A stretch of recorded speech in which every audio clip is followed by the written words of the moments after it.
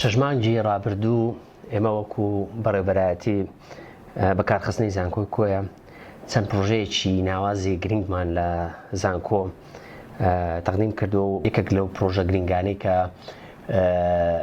بەدەستمان هێناوە گرانتێکە لەگەڵ ڕێکخراوی ئارەکس لەسەر بە دیجیتایزکردنی خاچی کۆیە، ینی خزمەتێک بە کۆمەڵگەی ناوخۆ بگەێنین لە قەزای کۆیە.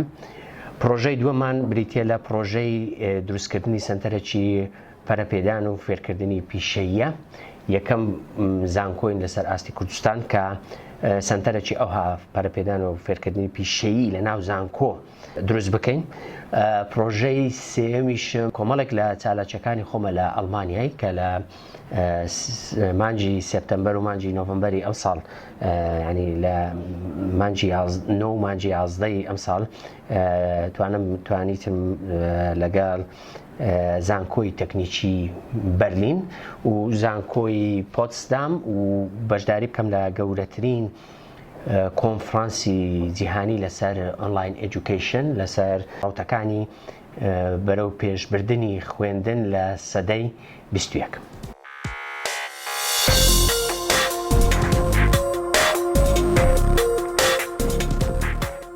ئێمە لە ڕێبەرایەتی دڵنیایی زۆری پەرۆ و پرۆگرام لە ماوەی سێ مانجی ڕابردوودا کە ئەو پۆستم وەرگرتووە چەند چارەکێکمان ئەنجام داوە، لەوانە بەشداریکردن لە خولی ڕاهێنانی بۆلۆنا پرۆسێسی مامۆستایان، دووەم سەر ڕاستپاردەی سەرۆکی زانکۆ دابەشکردنی خەڵاتی توێژینەوە کە لە کۆتایی 2020ەوە دابەش نەکرابوو.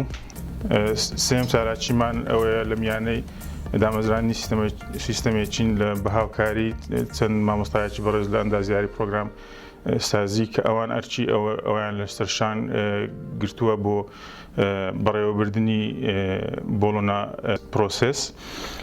لە کۆتاییدا دەمەوێت سوپاسی فەرمانبەرەکانیش بکەم کە ڕۆژانە سەرقاڵی ڕاپەڕاندنی کاروباری مامۆستایان و خوێندکاران. زۆر سپاستان دەکەم. ئێمە وەکو خوێندنی باڵا لە پلانی مۆڵەتی خوێندنمان تا ئێستا کە لە ساڵی 2021 کراوە خوێندنی باڵا، پلانی پەسەند کراوە 123 کۆی گشتیمان هەبووی ماستەر و دیپلۆمی باڵا و دکتۆرە.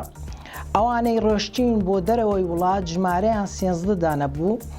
بە خۆشحاڵیەوە تا ئێستا پلانەکە 110 ناو خۆمان وەرگرتووە. هەروەها کارەکانمان تا ئێستا ڕێخستنەوەی دۆسیە بۆ بە دەرەجەیەک ڕێخستنەوەی دۆسیەمان کردووە. هەروەها ئەوانەی کە تەواویان کردیە فەرمانی زانکۆییمان بۆ دەرکردووە بە مەبەستی بەدەستهێنانی بڕوانامەی ماستەر و دکتۆرا و دیپلۆمی باڵاش.